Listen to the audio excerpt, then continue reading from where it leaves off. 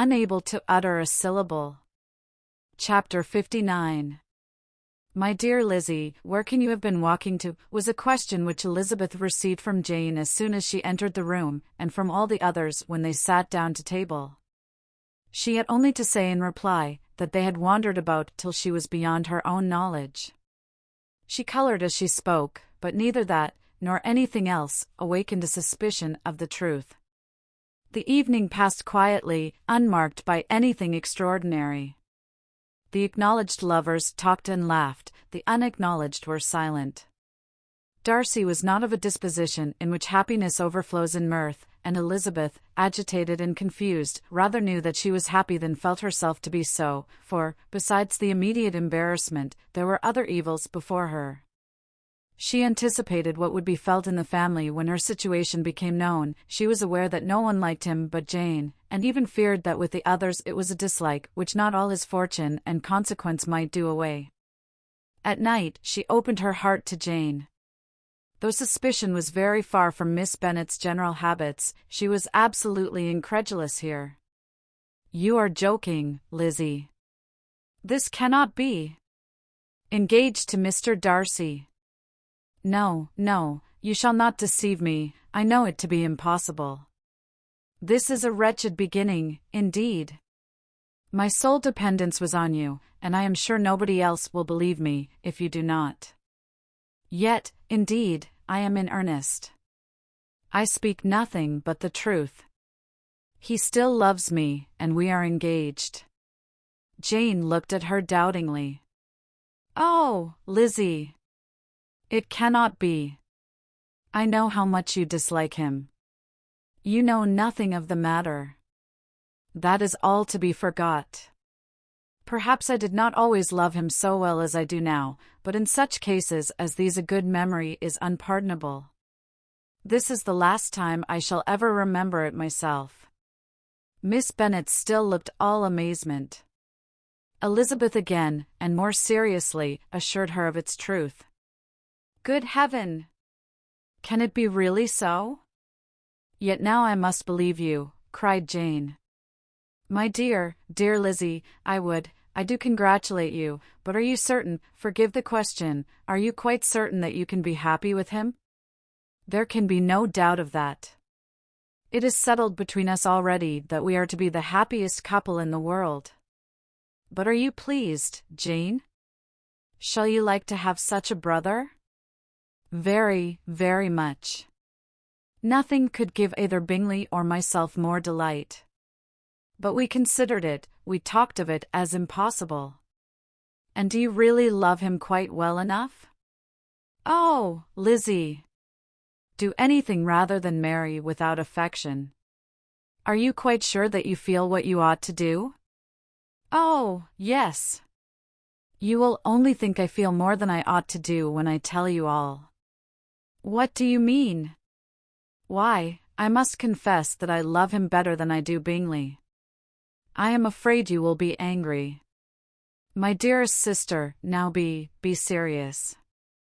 I want to talk very seriously. Let me know everything that I am to know without delay. Will you tell me how long you have loved him? It has been coming on so gradually that I hardly know when it began, but I believe I must date it from my first seeing his beautiful grounds at Pemberley."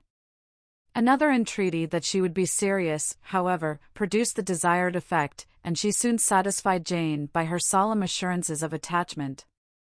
When convinced on that article, Miss Bennet had nothing further to wish. "Now I am quite happy," said she, "for you will be as happy as myself. I always had a value for him. Were it for nothing but his love of you, I must always have esteemed him, but now, as Bingley's friend and your husband, there can be only Bingley and yourself more dear to me. But, Lizzie, you have been very sly, very reserved with me. How little did you tell me of what passed at Pemberley and Lambton? I owe all that I know of it to another, not to you." Elizabeth told her the motives of her secrecy. She had been unwilling to mention Bingley, and the unsettled state of her own feelings had made her equally avoid the name of his friend, but now she would no longer conceal from her his share in Lydia's marriage. All was acknowledged, and half the night spent in conversation. "Good gracious," cried Mrs. Bennet, as she stood at a window the next morning, "if that disagreeable Mr. Darcy is not coming here again with our dear Bingley. What can he mean by being so tiresome as to be always coming here? I had no notion but he would go a-shooting, or something or other, and not disturb us with his company. What shall we do with him? Lizzie, you must walk out with him again, that he may not be in Bingley's way." Elizabeth could hardly help laughing at so convenient a proposal, yet was really vexed that her mother should be always giving him such an epithet. As soon as they entered, Bingley looked at her so expressively, and shook hands with such warmth, as left no doubt of his good information, and he soon afterwards said aloud, "Mrs. Bennet, have you no more lanes hereabouts in which Lizzie may lose her way again today?" "I advise Mr. Darcy, and Lizzie, and Kitty," said Mrs. Bennet, "to walk to Oakham Mount this morning. It is a nice long walk, and Mr. Darcy has never seen the view." "It may do very well for the others," replied Mr. Bingley, "but I am sure it will be too much for Kitty." "Won't it, Kitty?" Kitty owned that she had rather stay at home. Darcy professed a great curiosity to see the view from the Mount, and Elizabeth silently consented. As she went upstairs to get ready, Mrs. Bennet followed her, saying, "I am quite sorry, Lizzie, that you should be forced to have that disagreeable man all to yourself, but I hope you will not mind it. It is all for Jane's sake, you know, and there is no occasion for talking to him except just now and then, so do not put yourself to inconvenience." During their walk, it was resolved that Mr. Bennet's consent should be asked in the course of the evening. Elizabeth reserved to herself the application for her mother's. She could not determine how her mother would take it, sometimes doubting whether all his wealth and grandeur would be enough to overcome her abhorrence of the man, but whether she were violently set against the match, or violently delighted with it, it was certain that her manner would be equally ill adapted to do credit to her sense, and she could no more bear that Mr. Darcy should hear the first raptures of her joy, than the first vehemence of her disapprobation. In the evening, soon after Mr. Bennet withdrew to the library, she saw Mr. Darcy rise also and follow him, and her agitation on seeing it was extreme. She did not fear her father's opposition, but he was going to be made unhappy, and that it should be through her means, that she, his favourite child, should be distressing him by her choice, should be filling him with fears and regrets in disposing of her, was a wretched reflection, and she sat in misery till Mr. Darcy appeared again, when, looking at him, she was a little relieved by his smile. In a few minutes he approached the table where she was sitting with Kitty, and, while pretending to admire her work, said in a whisper, "Go to your father, he wants you in the library." She was gone directly. Her father was walking about the room, looking grave and anxious. "Lizzie," said he, "what are you doing? Are you out of your senses, to be accepting this man? Have not you always hated him?" How earnestly did she then wish that her former opinions had been more reasonable, her expressions more moderate. It would have spared her from explanations and professions which it was exceedingly awkward to give, but they were now necessary, and she assured him, with some confusion, of her attachment to Mr. Darcy. "Or, in other words, you are determined to have him. He is rich, to be sure, and you may have more fine clothes and fine carriages than Jane. But will they make you happy?" "Have you any other objection," said Elizabeth, "than your belief of my indifference?" "None at all. We all know him to be a proud, unpleasant sort of man, but this would be nothing if you really liked him." I do like him," she replied, with tears in her eyes. "I love him. Indeed, he has no improper pride. He is perfectly amiable. You do not know what he really is, then pray do not pain me by speaking of him in such terms." "Lizzie," said her father, "I have given him my consent. He is the kind of man, indeed, to whom I should never dare refuse anything which he condescended to ask. I now give it to you, if you are resolved on having him. But let me advise you to think better of it. I know your disposition, Lizzie. I know that you could be neither happy nor respectable unless you truly esteemed your husband, unless you looked up to him as a superior. Your lively talents would place you in the greatest danger in an unequal marriage. You could scarcely escape discredit and misery. My child, let me not have the grief of seeing you unable to respect your partner in life. You know not what you are about." Elizabeth, still more affected, was earnest and solemn in her reply, and, at length, by repeated assurances that Mr. Darcy was really the object of her choice, by explaining the gradual change which her estimation of him had undergone, relating her absolute certainty that his affection was not the work of a day, but had stood the test of many months' suspense, and enumerating with energy all his good qualities, she did conquer her father's incredulity, and reconcile him to the match. "Well, my dear," said he, when she ceased speaking, "I have no more to say. If this be the case, he deserves you. I could not have parted with you, my Lizzie, to anyone less worthy." To complete the favorable impression, she then told him what Mr. Darcy had voluntarily done for Lydia. He heard her with astonishment. This is an evening of wonders, indeed. And so, Darcy did everything, made up the match, gave the money, paid the fellow's debts, and got him his commission. So much the better. It will save me a world of trouble and economy. Had it been your uncle's doing, I must and would have paid him, but these violent young lovers carry everything their own way. I shall offer to pay him tomorrow. He will rant and storm about his love for you, and there will be an end of the matter. He then recollected her embarrassment a few days before on his reading Mr. Collins's letter, and after laughing at her some time, allowed her at last to go, saying, as she quitted the room, "If any young men come for Mary or Kitty, send them in, for I am quite at leisure." Elizabeth's mind was now relieved from a very heavy weight, and, after half an hour's quiet reflection in her own room, she was able to join the others with tolerable composure. Everything was too recent for gaiety, but the evening passed tranquilly away. There was no longer anything material to be dreaded, and the comfort of ease and familiarity would come in time. When her mother went up to her dressing-room at night, she followed her, and made the important communication. Its effect was most extraordinary, for, on first hearing it, Mrs. Bennet sat quite still, and unable to utter a syllable. Nor was it under many, many minutes, that she could comprehend what she heard, though not in general backward to credit what was for the advantage of her family, or that came in the shape of a lover to any of them. She began at length to recover, to fidget about in her chair, get up, sit down again, wonder, and bless herself. Good gracious! Lord bless me! Only think! Dear me! Mr. Darcy! Who would have thought it?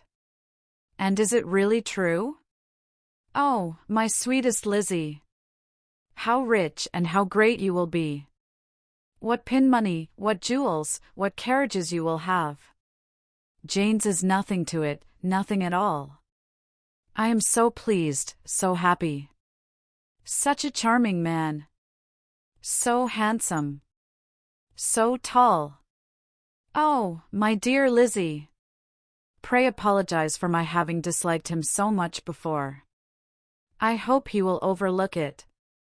Dear, dear Lizzie! A house in town. Everything that is charming. 3 daughters married. 10,000 a year. Oh, Lord! What will become of me? I shall go distracted. This was enough to prove that her approbation need not be doubted, and Elizabeth, rejoicing that such an effusion was heard only by herself, soon went away. But before she had been 3 minutes in her own room, her mother followed her. My dearest child, she cried, I can think of nothing else. 10,000 a year, and very likely more. 'Tis as good as a lord. And a special license, you must and shall be married by a special license. But, my dearest love, tell me what dish Mr. Darcy is particularly fond of, that I may have it tomorrow. This was a sad omen of what her mother's behavior to the gentleman himself might be, and Elizabeth found that, though in the certain possession of his warmest affection, and secure of her relations' consent, there was still something to be wished for. But the morrow passed off much better than she expected, for Mrs. Bennet luckily stood in such awe of her intended son-in-law, that she ventured not to speak to him, unless it was in her power to offer him any attention, or mark her deference for his opinion. Elizabeth had the satisfaction of seeing her father taking pains to get acquainted with him, and Mr. Bennet soon assured her that he was rising every hour in his esteem. "I admire all my 3 sons-in-law highly," said he. "Wickham, perhaps, is my favourite, but I think I shall like your husband quite as well as Jane's." The obsequious civility. Chapter 60. Elizabeth's spirits soon rising to playfulness again, she wanted Mr. Darcy to account for his having ever fallen in love with her. "How could you begin?" said she. "I can comprehend your going on charmingly when you had once made a beginning, but what could set you off in the first place?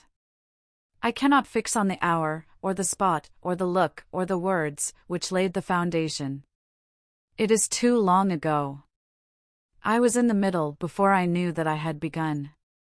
My beauty you had early withstood, and as for my manners, my behavior to you was at least always bordering on the uncivil, and I never spoke to you without rather wishing to give you pain than not. Now, be sincere, did you admire me for my impertinence? For the liveliness of your mind I did. You may as well call it impertinence at once. It was very little less. The fact is, that you were sick of civility, of deference, of officious attention. You were disgusted with the women who were always speaking, and looking, and thinking for your approbation alone. I roused and interested you, because I was so unlike them. Had you not been really amiable, you would have hated me for it, but in spite of the pains you took to disguise yourself, your feelings were always noble and just, and in your heart you thoroughly despised the persons who so assiduously courted you.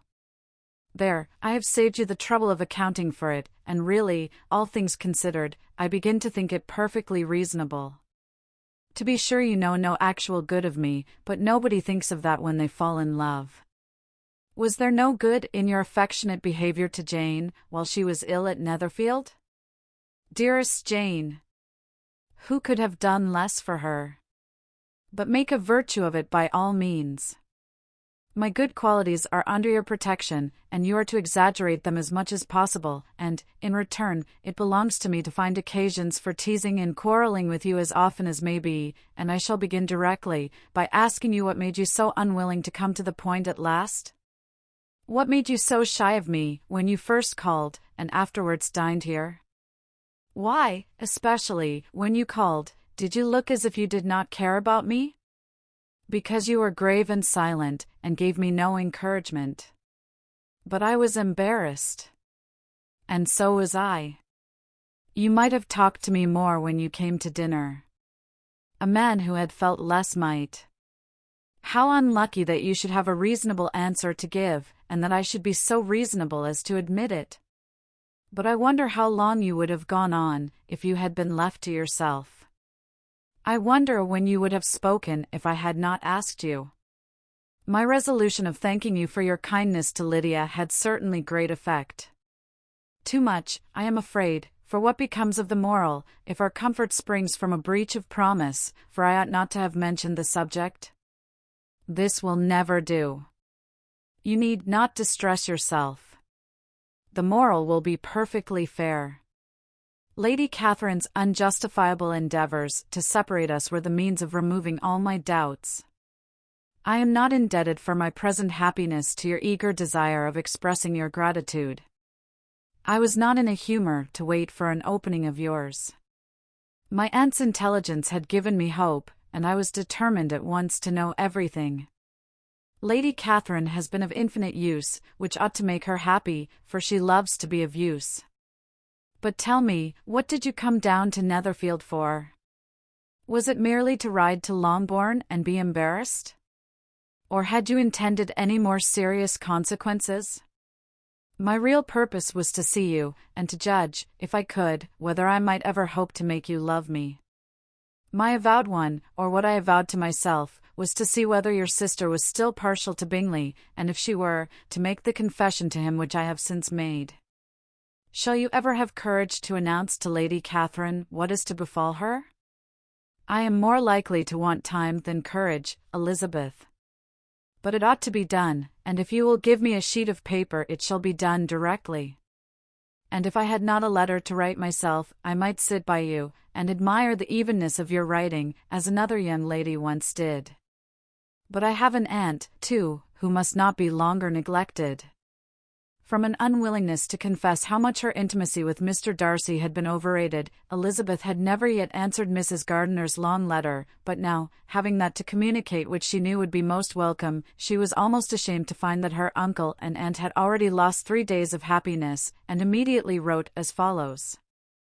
I would have thanked you before, my dear aunt, as I ought to have done, for your long, kind, satisfactory detail of particulars, but, to say the truth, I was too cross to write. You supposed more than really existed. But now suppose as much as you choose, give a loose to your fancy, indulge your imagination in every possible flight which the subject will afford, and unless you believe me actually married, you cannot greatly err. You must write again very soon, and praise him a great deal more than you did in your last. I thank you again and again, for not going to the lakes. How could I be so silly as to wish it? Your idea of the ponies is delightful. We will go round the park every day. I am the happiest creature in the world. Perhaps other people have said so before, but no one with such justice. I am happier even than Jane, she only smiles, I laugh. Mr. Darcy sends you all the love in the world that can be spared from me. You are all to come to Pemberley at Christmas. Yours, etc. Mr. Darcy's letter to Lady Catherine was in a different style, and still different from either was what Mr. Bennet sent to Mr. Collins, in return for his last. Dear Sir, I must trouble you once more for congratulations. Elizabeth will soon be the wife of Mr. Darcy. Console Lady Catherine as well as you can. But, if I were you, I would stand by the nephew. He has more to give. Yours sincerely, etc. Miss Bingley's congratulations to her brother on his approaching marriage were all that was affectionate and insincere. She wrote even to Jane on the occasion, to express her delight, and repeat all her former professions of regard. Jane was not deceived, but she was affected, and though feeling no reliance on her, could not help writing her a much kinder answer than she knew was deserved. The joy which Miss Darcy expressed on receiving similar information was as sincere as her brother's in sending it. 4 sides of paper were insufficient to contain all her delight, and all her earnest desire of being loved by her sister. Before any answer could arrive from Mr. Collins, or any congratulations to Elizabeth from his wife, the Longbourn family heard that the Collinses were come themselves to Lucas Lodge. The reason of this sudden removal was soon evident. Lady Catherine had been rendered so exceedingly angry by the contents of her nephew's letter, that Charlotte, really rejoicing in the match, was anxious to get away till the storm was blown over. At such a moment, the arrival of her friend was a sincere pleasure to Elizabeth, though in the course of their meetings she must sometimes think the pleasure dearly bought, when she saw Mr. Darcy exposed to all the parading and obsequious civility of her husband. He bore it, however, with admirable calmness. He could even listen to Sir William Lucas, when he complimented him on carrying away the brightest jewel of the country, and expressed his hopes of their all meeting frequently at St. James's, with very decent composure. If he did shrug his shoulders, it was not till Sir William was out of sight. Mrs. Phillips's vulgarity was another, and, perhaps, a greater tax on his forbearance, and though Mrs. Phillips, as well as her sister, stood in too much of him to speak with the familiarity which Bingley's good humour encouraged, yet, whenever she did speak, she must be vulgar. Nor was her respect for him, though it made her more quiet, at all likely to make her more elegant. Elizabeth did all she could to shield him from the frequent notice of either, and was ever anxious to keep him to herself, and to those of her family with whom he might converse without mortification, and though the uncomfortable feelings arising from all this took from the season of courtship much of its pleasure, it added to the hope of the future, and she looked forward with delight to the time when they should be removed from society so little pleasing to either, to all the comfort and elegance of their family party at Pemberley. Chapter 61. Happy for all her maternal feelings was the day on which Mrs. Bennet got rid of her 2 most deserving daughters. With what delighted pride she afterwards visited Mrs. Bingley, and talked of Mrs. Darcy, may be guessed.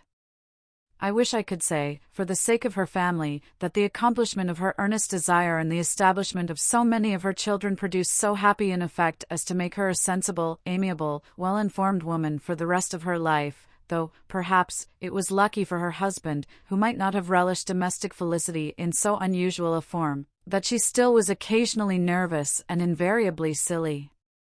Mr. Bennet missed his second daughter exceedingly. His affection for her drew him oftener from home than anything else could do. He delighted in going to Pemberley, especially when he was least expected. Mr. Bingley and Jane remained at Netherfield only a 12-month. So near a vicinity to her mother and Meryton relations was not desirable even to his easy temper, or her affectionate heart. The darling wish of his sisters was then gratified. He bought an estate in a neighbouring county to Derbyshire, and Jane and Elizabeth, in addition to every other source of happiness, were within 30 miles of each other. Kitty, to her very material advantage, spent the chief of her time with her 2 elder sisters. In society so superior to what she had generally known, her improvement was great. She was not of so ungovernable a temper as Lydia, and, removed from the influence of Lydia's example, she became, by proper attention and management, less irritable, less ignorant, and less insipid. From the further disadvantage of Lydia's society she was of course carefully kept, and though Mrs. Wickham frequently invited her to come and stay with her, with the promise of balls and young men, her father would never consent to her going. Mary was the only daughter who remained at home, and she was necessarily drawn from the pursuit of accomplishments by Mrs. Bennet's being quite unable to sit alone. Mary was obliged to mix more with the world, but she could still moralize over every morning visit, and as she was no longer mortified by comparisons between her sister's beauty and her own, it was suspected by her father that she submitted to the change without much reluctance. As for Wickham and Lydia, their characters suffered no revolution from the marriage of her sisters. He bore with philosophy the conviction that Elizabeth must now become acquainted with whatever of his ingratitude and falsehood had before been unknown to her, and, in spite of everything, was not wholly without hope that Darcy might yet be prevailed on to make his fortune. The congratulatory letter which Elizabeth received from Lydia on her marriage explained to her that, by his wife at least, if not by himself, such a hope was cherished. The letter was to this effect: "My dear Lizzie, I wish you joy. If you love Mr. Darcy half so well as I do my dear Wickham, you must be very happy. It is a great comfort to have you so rich, and when you have nothing else to do, I hope you will think of us. I am sure Wickham would like a place at court very much, and I do not think we shall have quite money enough to live upon without some help. Any place would do of about 300 or 400 a year, but, however, do not speak to Mr. Darcy about it, if you had rather not. Yours, etc."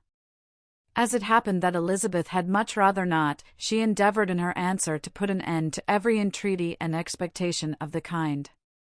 Such relief, however, as it was in her power to afford, by the practice of what might be called economy in her own private expenses, she frequently sent them.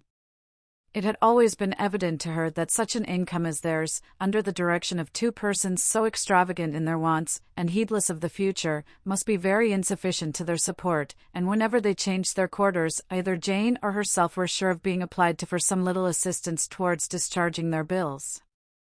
Their manner of living, even when the restoration of peace dismissed them to a home, was unsettled in the extreme.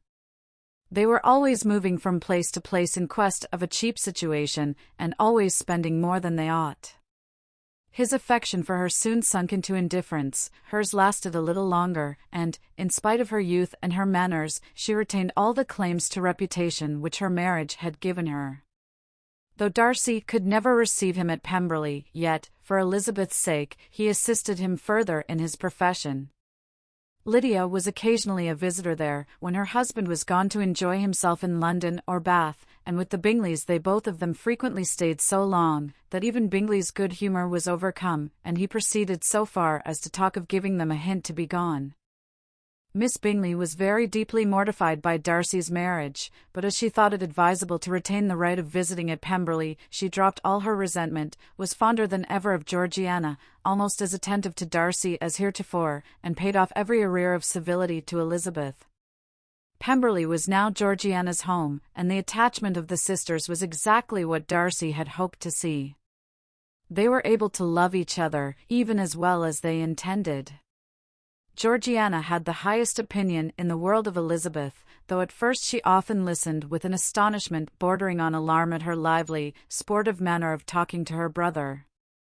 He, who had always inspired in herself a respect which almost overcame her affection, she now saw the object of open pleasantry. Her mind received knowledge which had never before fallen in her way. By Elizabeth's instructions she began to comprehend that a woman may take liberties with her husband, which a brother will not always allow in a sister more than 10 years younger than himself. Lady Catherine was extremely indignant on the marriage of her nephew, and as she gave way to all the genuine frankness of her character, in her reply to the letter which announced its arrangement, she sent him language so very abusive, especially of Elizabeth, that for some time all intercourse was at an end. But at length, by Elizabeth's persuasion, he was prevailed on to overlook the offence, and seek a reconciliation, and, after a little further resistance on the part of his aunt, her resentment gave way either to her affection for him, or her curiosity to see how his wife conducted herself, and she condescended to wait on them at Pemberley, in spite of that pollution which its woods had received, not merely from the presence of such a mistress, but the visits of her uncle and aunt from the city. With the Gardiners they were always on the most intimate terms. Darcy, as well as Elizabeth, really loved them, and they were both ever sensible of the warmest gratitude towards the persons who, by bringing her into Derbyshire, had been the means of uniting them.